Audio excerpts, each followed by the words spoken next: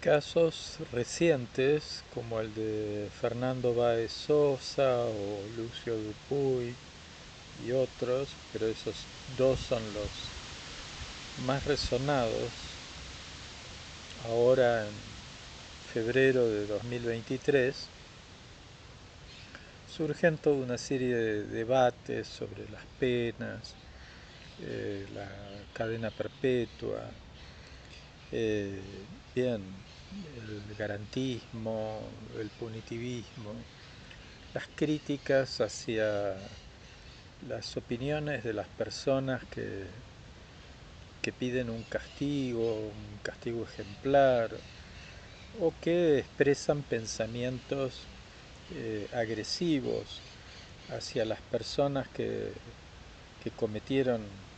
que cometieron el delito. Por supuesto, es fundamental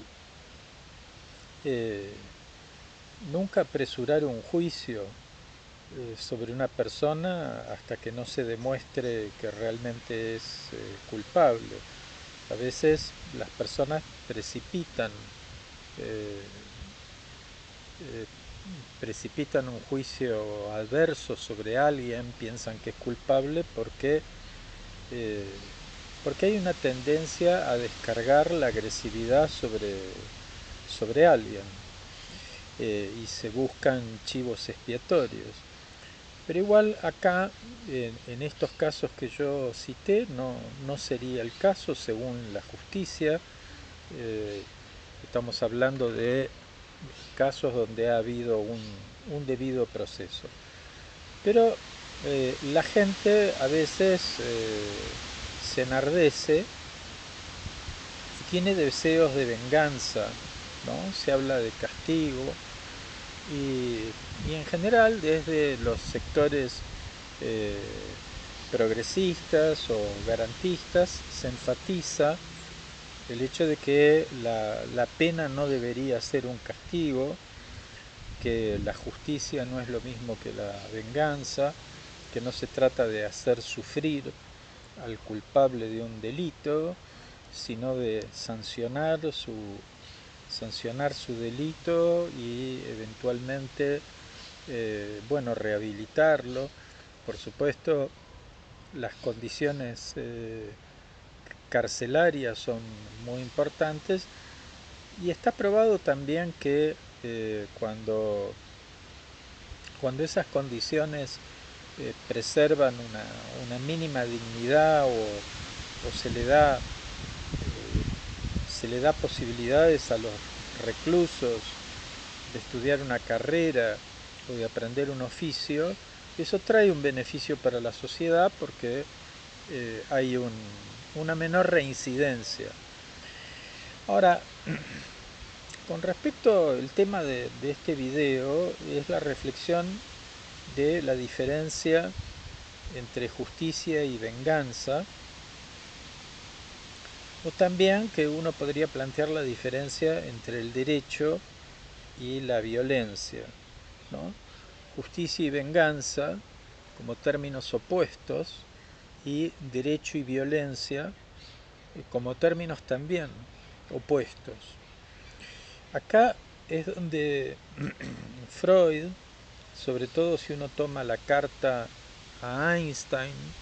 el porqué de la guerra, o un texto como El malestar en la cultura, incluso otros textos de Freud, pero cito estos dos. Freud, y acá es decir, hablamos desde el psicoanálisis, no desde la ciencia jurídica ni desde la política. eh, Freud ve una continuidad, no una ruptura, no una oposición. Eh, Ve una continuidad entre la justicia y la venganza. Dice que la justicia hunde sus raíces en un deseo de venganza. Freud considera que el deseo de venganza es algo, no vamos a decir natural, porque no hay nada natural en el sujeto para el psicoanálisis, pero que hay una reacción no solamente de los particulares damnificados, sino también de la comunidad conmocionada o herida frente a un hecho, porque hay una parte de la comunidad que se identifica con, por ejemplo, en el caso de Fernando Báez Sosa, hay gente que se identifica con los padres de la víctima, hay gente que se identifica con los padres de los acusados o con los acusados, y hay gente que se puede identificar con la víctima. Bueno, hay cuestiones, las simpatías y las antipatías corren según la historia de cada uno, las inclinaciones personales de cada uno, o cómo resuena este caso en el inconsciente de cada persona, teniendo en cuenta, por supuesto, que en este caso en particular hablamos de algo trágico, porque son muchos destinos, muchas vidas rotas, las de el chico que murió, la de los padres del chico que murió, la de los acusados que vean, no sé, por ese despliegue de agresividad, van a pagar un alto precio. Por eso, más allá de si la condena es perpetua o no, y las familias también. Pero lo que Freud dice es que en realidad ese deseo de venganza está en todos, y justamente porque está en todos, porque ese deseo de venganza está presente en todos nosotros, es importante para la sociedad contenerlo, evitar que ese deseo de venganza eh, pase, pase al acto. Podríamos decir que está mal cuando por ahí una persona expresa la opinión, bueno, que les hagan esto, que les hagan lo otro, yo les haría esto, les haría lo otro. Está mal cuando eso se expresa públicamente o a través de los medios, es perjudicial. Pero otra cosa es cuando las personas piensan en eso. Es muy difícil no pensar en eso, o habrá gente que por ahí no piensa en eso, pero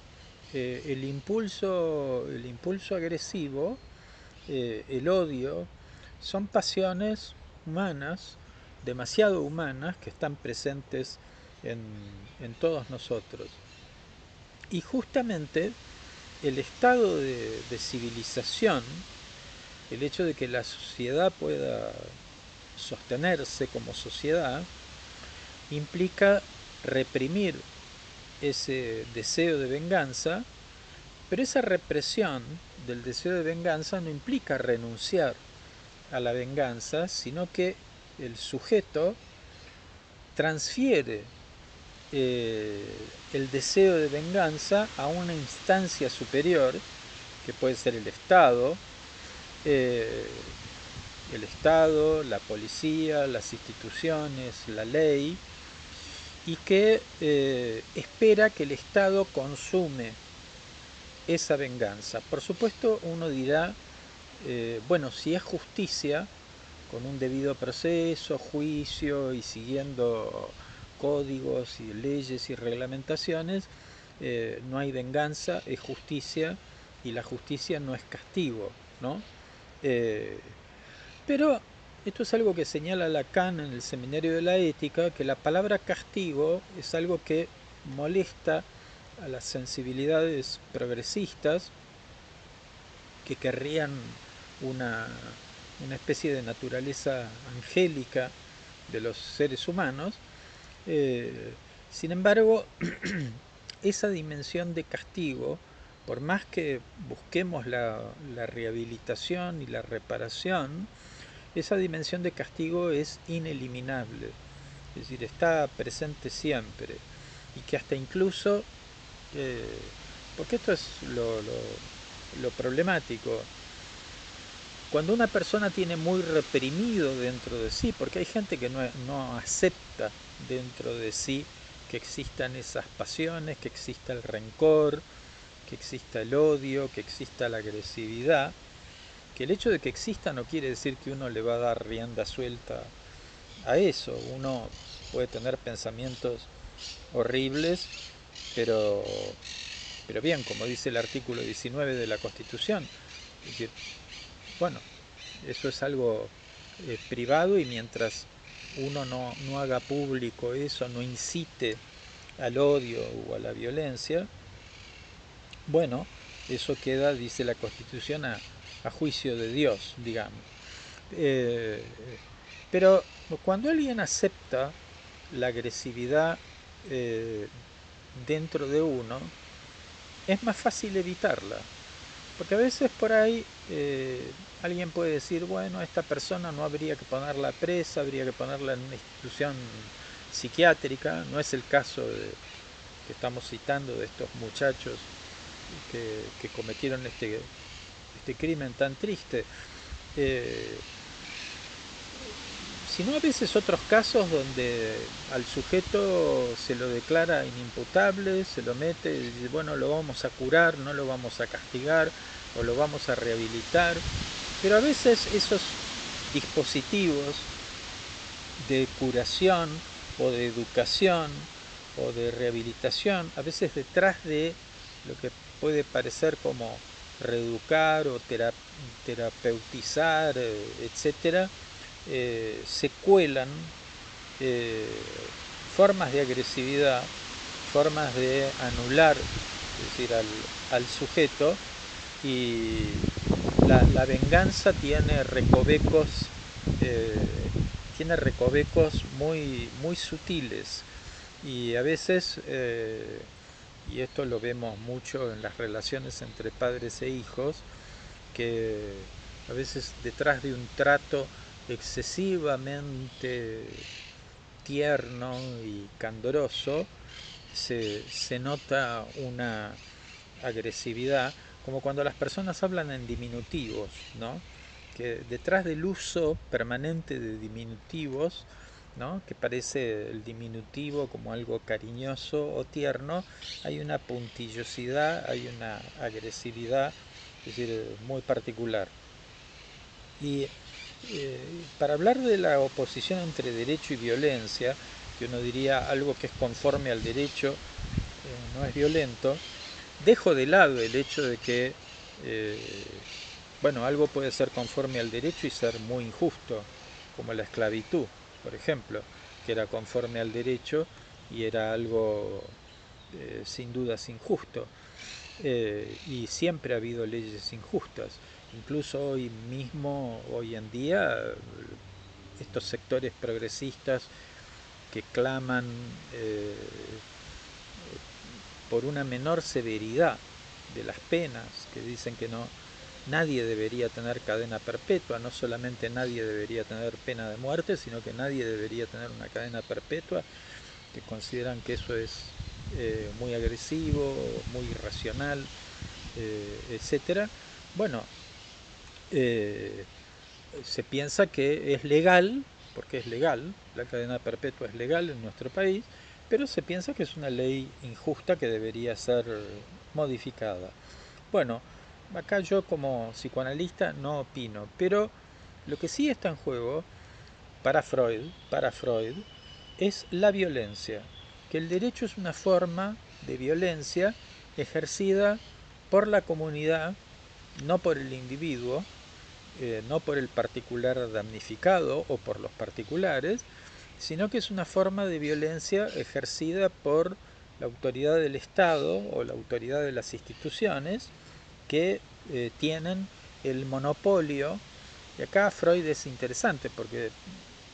eh, elimina todo careteo.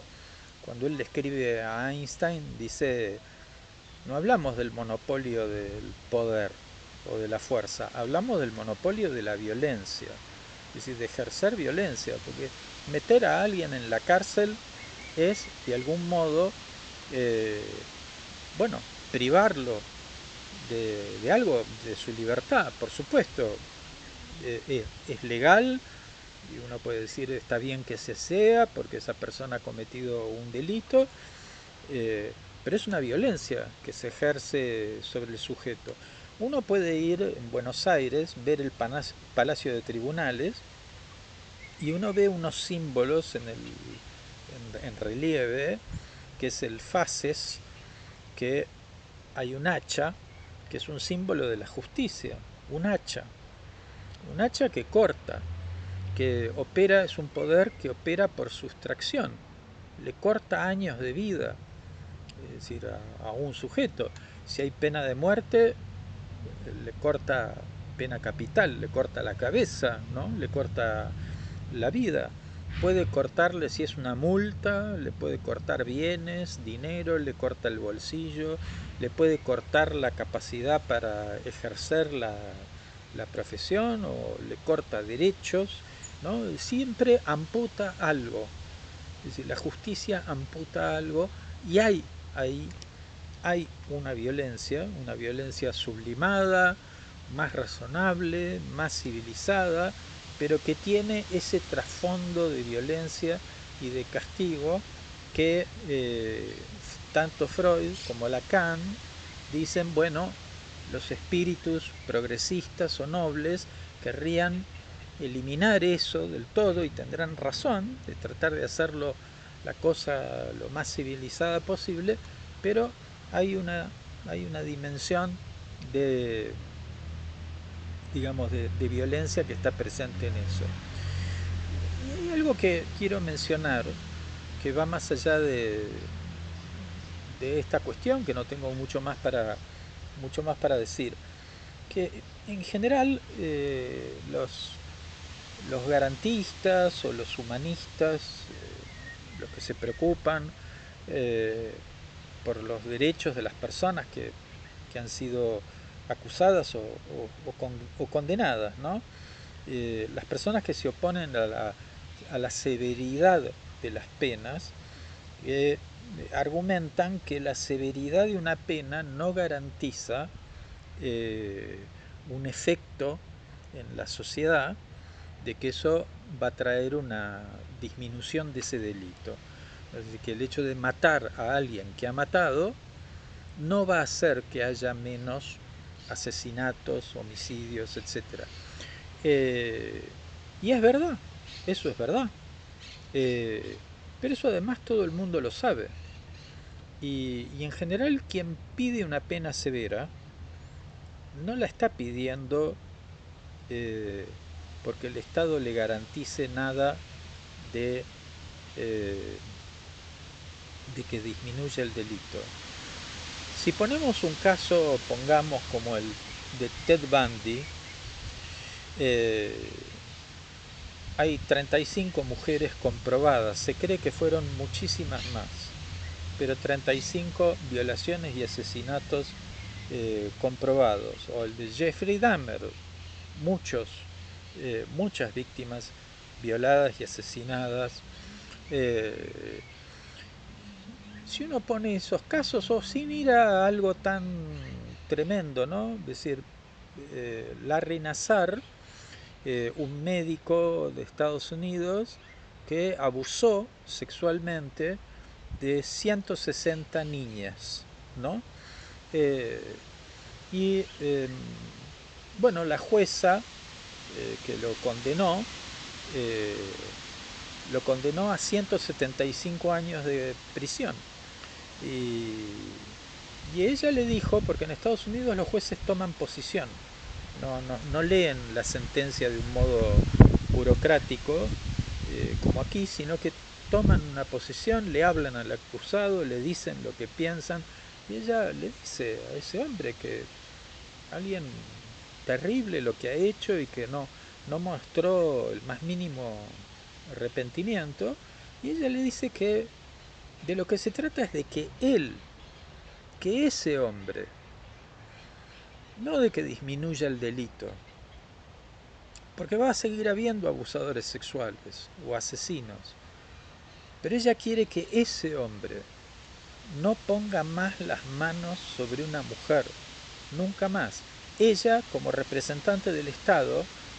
quiere garantizarle a la comunidad no que no va a haber más abusos sexuales, sino que ese hombre no va a abusar más, es decir, de una mujer. Y esto a veces hay algunos particulares damnificados que piden eso con razón o sin razón, les podemos dar la razón o podemos no darles la razón, que a veces hay gente que quiere que esa persona en particular no vuelva a matar a nadie más, que el Estado garantice no que no haya más homicidios en la sociedad, sino que esa persona en particular, con nombre y apellido, no vuelva a matar a nadie más o no vuelva a meterse con la familia de uno, ¿no? Yo cito el caso de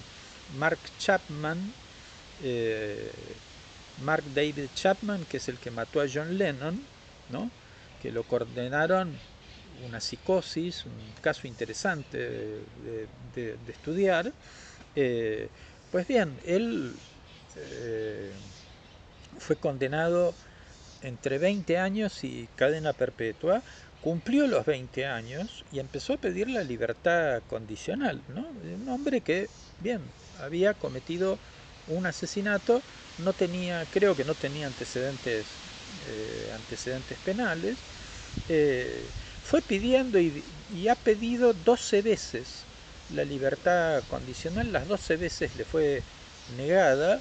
y en las 12 audiencias estuvo presente Yoko Ono, la viuda de John Lennon, y ella todas las veces manifestó su oposición a que este hombre fuese liberado, no solamente porque este hombre mató a su marido y lo mató delante de ella, sino porque este hombre también había tenido contacto, el mismo día que mata a John Lennon, había tenido contacto con el hijo de ellos dos, se había acercado a él y le había hablado de que era un niño muy lindo y qué sé yo. Bueno, después un hombre que va y que mata a John Lennon, obviamente eso generaba un temor muy grande y esta mujer, eh, no importa si es Yoko Ono, podría ser cualquier otra mujer,